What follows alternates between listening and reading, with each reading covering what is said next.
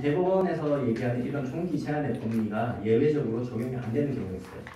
첫 번째는 수급인을 보호할 필요가 없는 경우. 앞에 판례에서 대략 한 40일이 빠지는 건데요.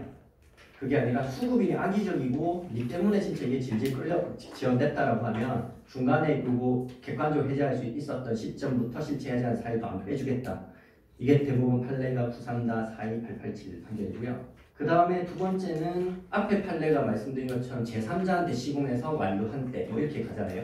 그러니까 제3자한테 시공 못하는 거면 그거 적용 안 돼 이렇게 대법원 판례가 보고 있습니다. 어떤 경우냐면 도급계약이 해제되면서 수급인이 내가 이거 원상 복구하겠습니다. 아니면 이걸 어떻게 정리하겠습니다. 약정해서 그게 정리되기 전까지는 끝나지 않는 경우.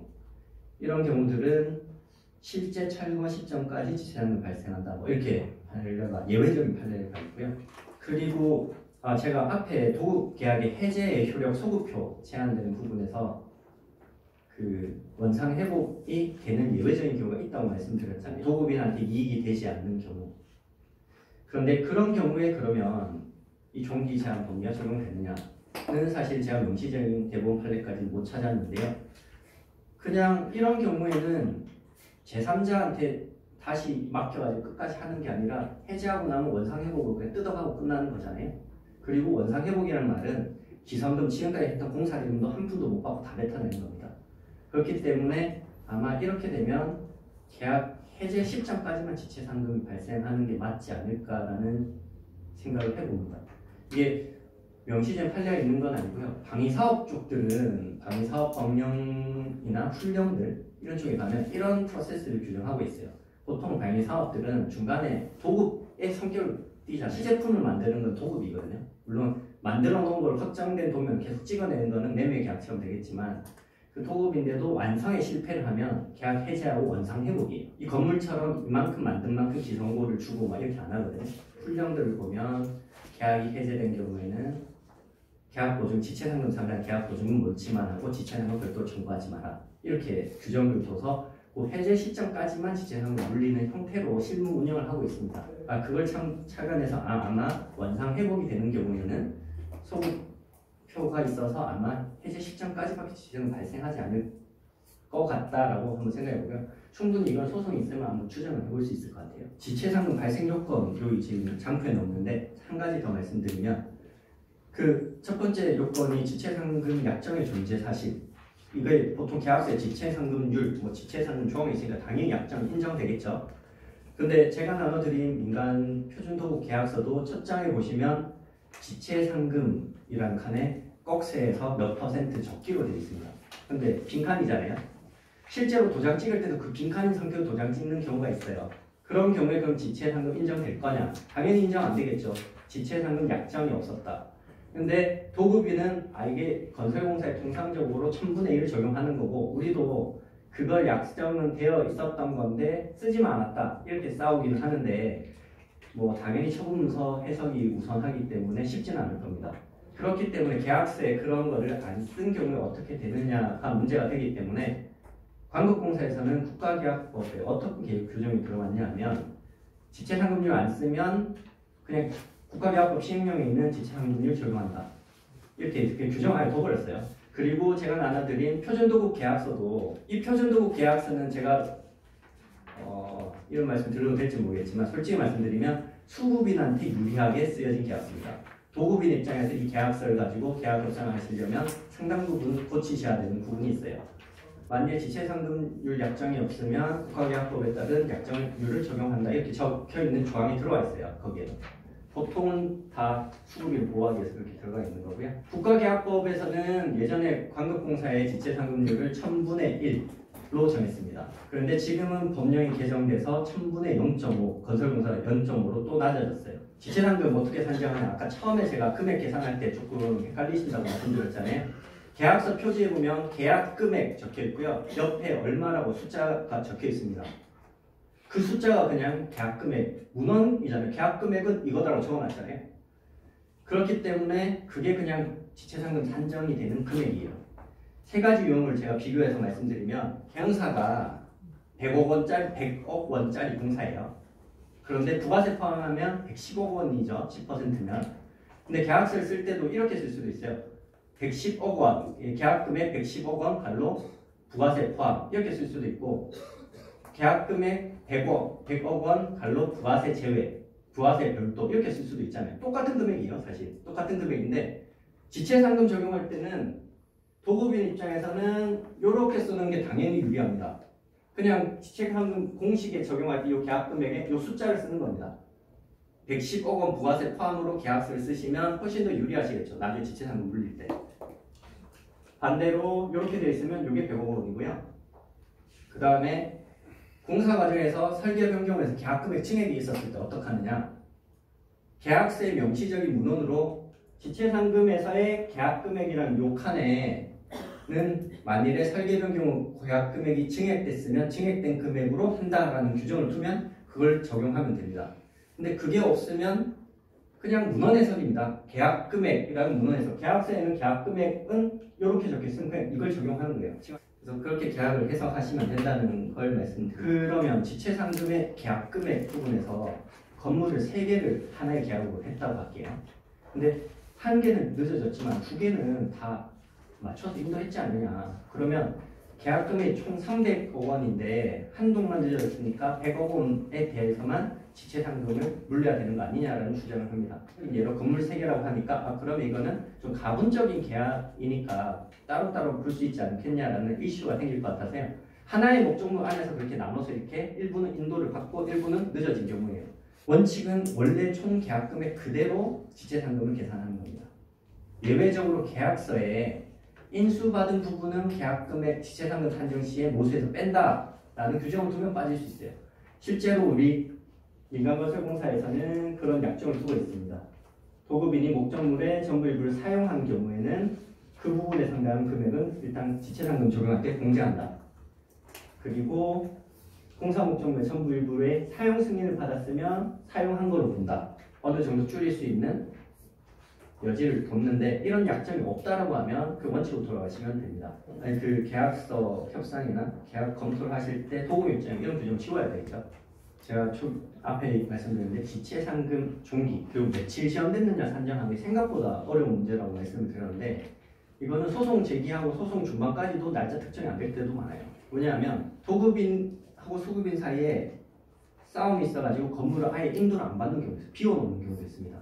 비워놓고 근데 건물은 더 할 것도 없어요. 근데 도대체 언제 끝나는 거냐 싸움이 되기도 하고 한데 이 법원의 판례 입장을 말씀드리면 원칙은 특별한 다른 약정이 없으면 대법원에서 판시하고 있는 사회 통념상 완성 여부에 따라서 결정납니다. 그런데 예외적으로 특별한 약정이라고 해서 도급인의 검사를 합격할 때 하자 부분이 있으면 그거 다 보수해서 합격할 때까지 지체상금이 발생한다라는 특별한 규정을 두면 그 규정에 따라서 지체상금을 물려야 된다는 게 또 별도의 대법원 판례가 있습니다. 두 가지를 다 알고 계셔야 될 것 같고요. 지체상금 종기를 왜 이렇게 해석을 하는지에 대법원의 이론적인 근거를 제시한 판례예요.